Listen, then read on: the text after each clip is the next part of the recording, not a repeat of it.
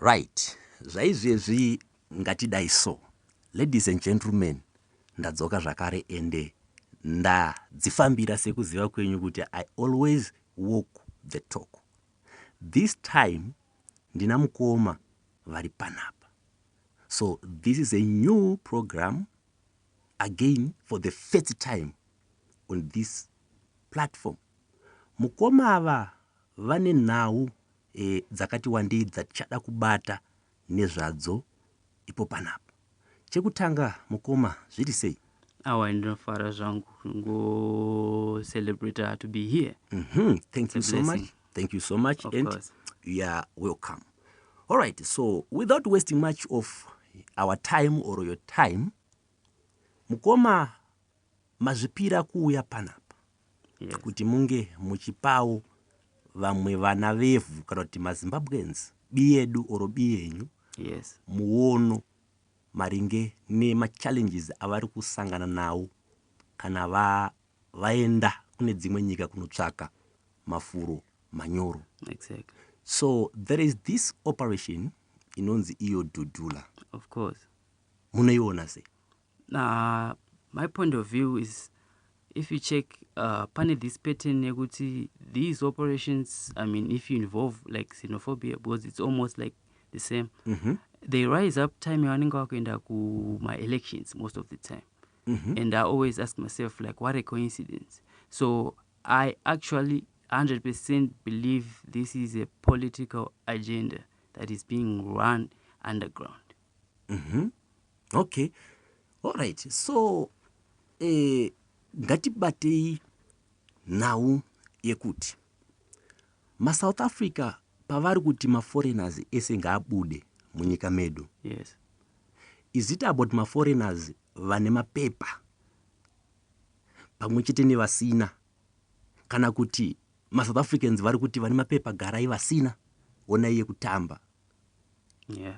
Why is it pakita sekuti pane vari kutargetwa? So is it about vane mapepa or vasina, kana kuti vautongoti munhu wese atichada muforeigner? The truth, the naked truth is, they're fed up. They're saying they don't want foreigners at all. But when it comes to mapepa, vasina mapepa ndo vavanozokwanisa kunge vachibvisa zviri pamutemo, vachikwanisa kuwabata kana kuwasunga kana kuwambunyikidza. But if you check this whole thing, if you check the most of their news broadcasting, if you check people, they always say, we are tired of foreigners, we are tired of foreigners. They don't say illegal immigrants. No, they just say foreigners. But at the end, they don't have a choice but to talk about these ones without papers. Okay. But it's all about everyone being chased out. Okay. Pamashure apo pane zvimwe zvinhu zvakaitika so ende zvakarwadza vakawanda. Pane nzvimbo inonzi Port Elizabeth, kune imwe nzvimbo inonzi Ado, kunova kwakaita sekumaPrazi kana kuti kuPrazi. Yes. Kune maforeigners vakawanda, not maZimbabweans chete, maforeigners, like vanenge vachishanda ikokoko vachitopiwa mari vachibhadharwa, kungava kuri kushanda muPrazi but vachipiwa mari. Yes. Now pane nhau yakaitika yekuti pane muSouth African Yes. akabhaiza achibhaizira maZimbabweans specifically. Yes. So that person akabva azonofa. Afa mabhururu ake nehama dzake ndokubva dzabheja kuti wedu anotofa nemumwe kana kuti wedu anofa nevamwe. Right. Ndokutanga kurwisa maZimbabweans. Vakawanda vakatofa. Yes. Pachiitiko ichi vakawanda vakatokuwara.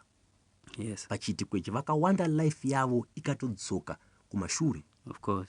Then vanhu ava pane vacho vakakasika kuwanirwa help. Yes. Vakatozodhipotwa, like kutosendwa back kunyika back home. Kwako, right? Yes. So why is it muSouth Africa panhau yema this Dudula what? Exactly. Why is it sekuti maZimbabweans ndo vega varimo or ndo vega maforeigners ari muSouth Africa? Why is it chidaro? Pane kutargetwa here, pane kuvengwa here, kana ndo zvinenge zvitori paground? No. The reality is most of the time mazimbabweans paanobva kunyika kwavo vachipinda munyika yeSouth Africa, most of time they are documented in terms of tertiary education. Right. Vane mikana yakawanda kunge vachishanda mabasa atinotiwo civil servants in Zimbabwe. Yeah. At the same time, they are the ones in this, especially during these recent years, right? Most of the time, if you check, people from Zimbabwe, they own businesses in South Africa, and they are getting bigger and bigger, right? Which is a threat to South Africans, Okay. but in a bad way. It's like there's this envy, of saying these people, they come here, then they take everything, then they start companies, then they start to run the streets, they're getting money, and we are still on the same level, you see. That's the cause. So it's actually hate, I hate to say it, but there's this hate about Zimbabweans because they are educated most of the time. They get better positions on jobs, better opportunities. They can even there are many entrepreneurs here in South Africa from Zimbabwe. So I believe that's where the hate comes from.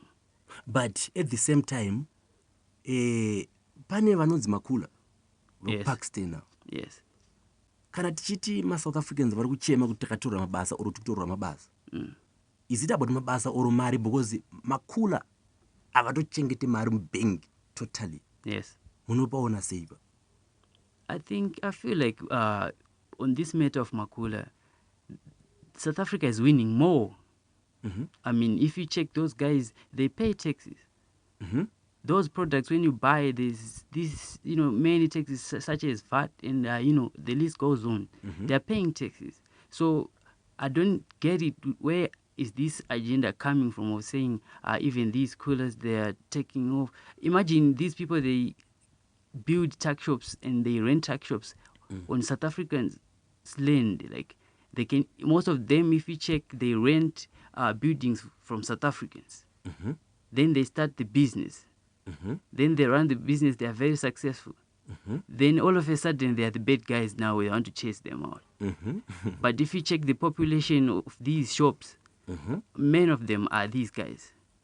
So how is it people coming from foreign land, very far away, they are here, they're doing businesses like this, and these people are still crying, we don't have opportunities? I mean, something gotta be wrong in that mentality. All right. Yeah. Pane two my events androdi tibate panapa zvichirangaridza mashoko amataura pamashure apo. Yes. Chekutanga dambudziko is it about ma citizens or ma South Africans? Yes. Kana kuti it's about government yavo or ma politicians? Why ndiri kutaura sezvizvi? Pamataura nhau yekucampaign or ma elections, right? Yes. Pane mashoko akambotaurwa navaJulius Malema vanotungamira bato rinopikisa South Africa. Of course. Vachiti foreigners varungu noti vanhu vatema ava. Because tagara tiri mucontinent yedu, saka varungu ndo vakatouya, not vanhu vatema. Then vaMalema ndokubva vati ivo, inini kunyangwe ndiri kucampaign kuda kuzova president wenyika inoi, kana zvine chekuita nekuti maZimbabweans anga achitandaniswa, zviri nani ndisavhotedwe kuti ndiite president. maZimbabweans ngaaramba arimo oro ngaagara arimo. Yes. So pamataura point yekuti it's about campaigning. Exactly. After my elections avakaita South Africa, yes, that same person, that same man Julius Malema, yes, akazoti maZimbabweans potai muchienda kunovhota. Yes. Potai muchibuda munyika muno, potai muchienda kunovhota. Yes. So why my politicians instead yekuti ndo vanofanira kunge vachitonyatso gadzirisa zvinhu? Why zvinhu izvozvo zviri kuzonoitikira mumaoko avo oro mumaso avo to an extent yekuti maSouth Africans vari kuzotadza kuzvinzwisisa? Yes. Event number 2. Pane nzvimbo yakatokuvara vakawanda pamashure apa. Exactly. Chakaitika ndechekuti ma-citizens eSouth Africa pakatanga kutoti ngatitoite action because vaive vanoprotesta, vanoratidzira, vanoprotesta, blah blah stuff, right? True. Pavakatanga kuti hatichada ma-foreigners, ivo vakazviita vachiti nepfungwa or neagenda yekuti tichalidwa nemapurisa so that kana tikaona foreigner, yes, nyangwe ndisiri mupurisa but ndine mupurisa achaona kuti this is a foreigner, yes, obva amusunga. yes. Now zvinhu izvozvo hazvina kuenda against madiro avaida kuti zvinge zvichienda zvakadaro, zvakaenda nepamwe. Now vanhu ava vakuona sekuti mapurisa haazvigoni kana kuti masoja haazvigoni or government haizvigoni to an extent yekunotora manje like mutemo kuisa mumaoko avo. I understand. So instead of kuti vatake like mapurisa avo or government yavo, izvozvo havasi kuzvikwanisa, vari kubva wangono ataka straight kuma-foreigners. Yes. Munobaona seiva? I mean, this whole idea is like, it's crazy. I don't get it. I don't get it totally. Because if you check this whole thing, how can South African police officers can fulfill their task of, removing these people abusing foreigners? It suggests like there's this software they are using to act like they are there trying to protect foreigners, but indeed they're not protecting them. They're just trying to distract people from what is really happening. So this is politics. It has got political agenda behind it. Then they act like they don't know anything because what they are doing, it's illegal. I mean, just imagine you coming out of your room and see a foreigner and say you are arresting him. That's absurd. That's totally wrong. That's totally wrong. How does it function that way? That's why we have these police officers in uniforms, so that they can protect everyone, including these foreigners. If there are people who are supposed to be after illegal foreigners, it has to be Home Affairs. Okay, yeah. Right? So are you telling me they have money to go in the streets and start to chase away foreigners, abuse them? As in package, but as this to do that, but the officers can't do it. That's very upset. These people, they have less resources if you compare to the police, right? So we can be certain that mapurisa any power over every citizen in South Africa. So kana tichiona vanhu ava vachichungurudza maforeigners, ivo police officers akatarisa, what does it tell us? It tells us kuti vari kupretenda as if vari kuda kuprotecta foreigners, but no, they are just protecting their international view, so that people from far away, they can say, no, everything is under control. But truly, it's not. And the end of this story is always victims. And these people who are doing this thing, these South Africans, they don't even know it. What is really happening. They think they're doing something. I mean, if you chase someone from your area, like you said, these Pakistans, running tuck shops, if you chase them away, then you chase all their workers away. Tell me, is it going to be better, or is it going to get them into serious situation? I don't know. I don't. I think they are not even ready for that. They are not ready for that. Why? Because they are so focused on saying, Operation Dudula, get out of this lane. But what are you going to do when you get that space that you are crying for? What are you going to do with it? Yeah. Yeah. It's like the same way as chasing people white people from lands, like history says. Then you'll be left with the land, but how are you going to use it? How are you going to reproduce? So it's the same in this case. They don't know what they are doing. Okay. They don't know. They are blind. Okay. Pamashure apo pane nhau yakaitika yekuti vanhu vachena or varungu vakapedzera vakuita sekuti havasiri comfortable, vakumbunyikidzwa, vakuluziswa zvinhu zvavakashanda munyika South Africa, right? Then pakanoita time yekuti president weAmerica Donald Trump, he said vachena vese from South Africa like madoors akavhurika kana kuti mabhodha akavhurika. Yes. You are welcome. Yes. Any day, anytime. Yes. Now paibuda mifananidzo yaitotaridza kuti vanhu vari kutopinda mundege vamwe vari kutoenda, right? Yes.